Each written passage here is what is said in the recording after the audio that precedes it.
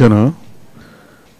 మేమంతా రాజకీయంలో ఉన్న వాళ్ళం కాబట్టి చర్చ అంతా మా బూతుల మీదే జరుగుతుంది.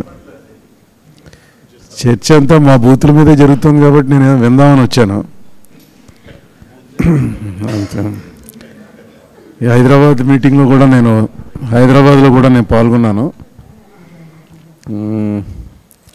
దీనివల్ల ప్రయోజనం ఏ సిద్ధిస్తుందో తెలియదు, కానీ ఎవరో కొంతమంది దీన్ని అంగీకరించట్లేదు. ఎందుకంటే మెజారిటీ కోరుకునేదే వాళ్ళు కూడా ఇప్పుడు సోషల్ మీడియా కానీ మామూలు మీడియా కానీ జనం ఎక్కువగా ఇష్టపడేదే చూపిస్తారు.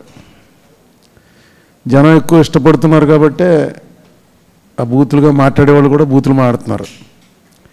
నాకు ఎప్పుడో ఒకటి గుర్తు, 85లో రామారావు గారిని దింపేసి మళ్ళీ 84లో రామారావు గారు మళ్ళీ ముఖ్యమంత్రి అయిన తర్వాత అసెంబ్లీ రద్దు చేసి ఎలక్షన్కి వెళ్ళారు. 85 అసెంబ్లీకి. మీరు అందరూ పెద్దవాళ్ళే కాబట్టి అందరికీ గుర్తుండి ఉంటుంది. ఆ ఎలక్షన్కి వెళ్ళినప్పుడు నేను రాష్ట్ర NSCI సెక్రటరీయో ఉపాధ్యక్షుడు ఏదో ఉన్నాను. జక్కంపూడి రామ్మోహన్ రావు అని తర్వాత మంత్రి కూడా చేశాడు మా ఫ్రెండ్.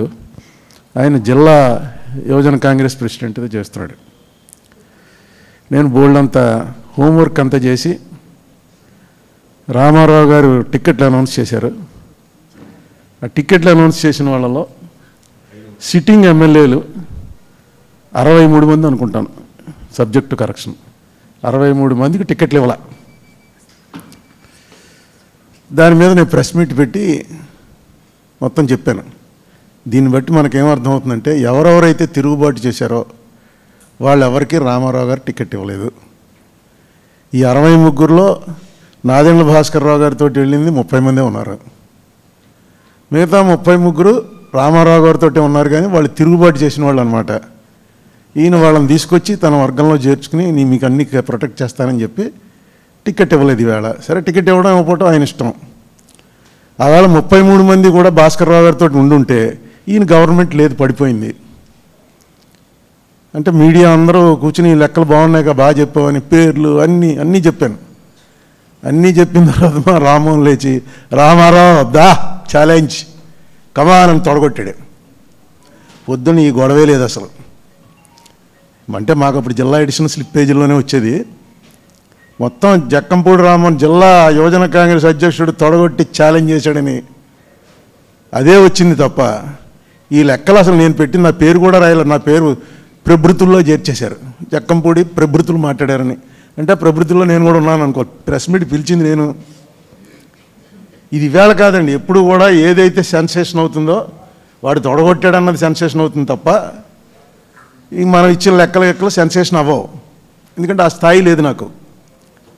ఈవేళ ఎలా అయిందంటే ఎవరి మట్టుకు వాళ్ళు ఎడిటర్ అయిపోయారు. వాళ్ళ చేతిలో ఫోన్ ఉంటే చాలు, ఏదో ఒకటి మాట్లాడేయచ్చు, సోషల్ మీడియాలో పెట్టేస్తున్నారు, వచ్చేస్తున్నాయి.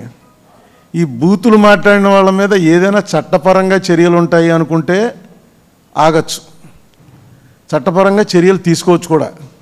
ఎందుకంటే ప్రభుత్వానికి వ్యతిరేకంగా రాసిన వాళ్ళ మీద తీసుకుంటున్నారని తెలుస్తోంది. ప్రభుత్వానికి అనుకూలంగా రాసిన వాళ్ళ మీద తీసుకోవట్లేదు. ఎందుకంటే కేసు పోలీస్ స్టేషన్కి వెళ్ళి కేసు ఇస్తే వాళ్ళు తీసుకునే పరిస్థితి ఎప్పుడూ ఉండదు. ఏదో ఇలా తిట్టాడండి మా పార్టీనని. దీనికి ఏదో ఒక రూల్ తీసుకురావాలి.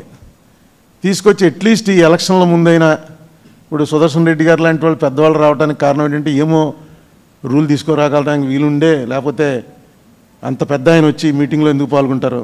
ఏదైనా ఒక రూల్ ప్రభుత్వానికి చెప్పి ఈ రకమైనటువంటి అశ్లీలకరమైనటువంటి భాష వాడుతుంది. ఎందుకంటే ముఖ్యంగా ఆడవాళ్ళ గురించి, పాలిటిక్స్లో ఉన్న ఆడవాళ్ళ గురించి, సినిమా యాక్టర్స్ వాళ్ళ గురించి ఎప్పటి నుంచో వింటున్నాం, ఏవేవో రాసేవారు.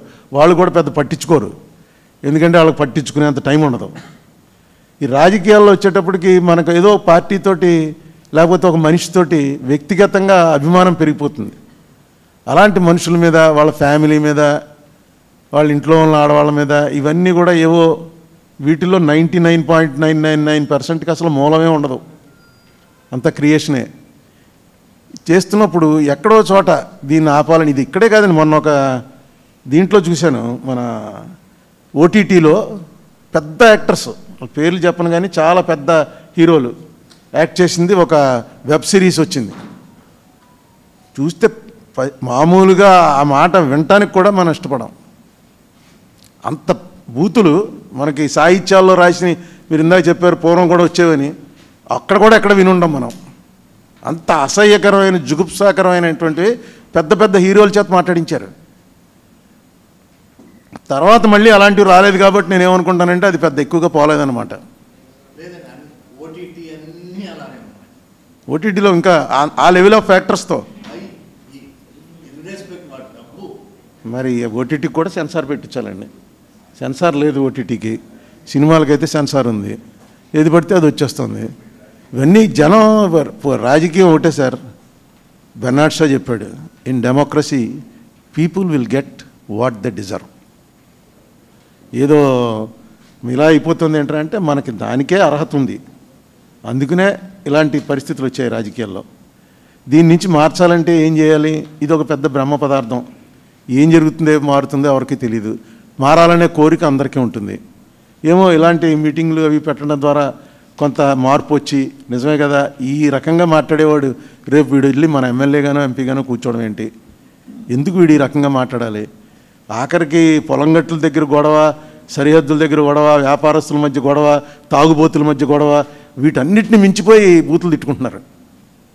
పబ్లిక్ కోసం సర్వీస్లోకి వచ్చిన వాళ్ళకి అంత ఆవేశం ఎందుకు వస్తుందో, అంత కొట్టుకుని చంపేయాలనుకునేంత కోపం ఎందుకు వస్తుందో అయితే నాకు అర్థం కాదు. నేను చాలా చాలా చిన్నప్పటి నుంచి రాజకీయాల్లో ఉన్నాను.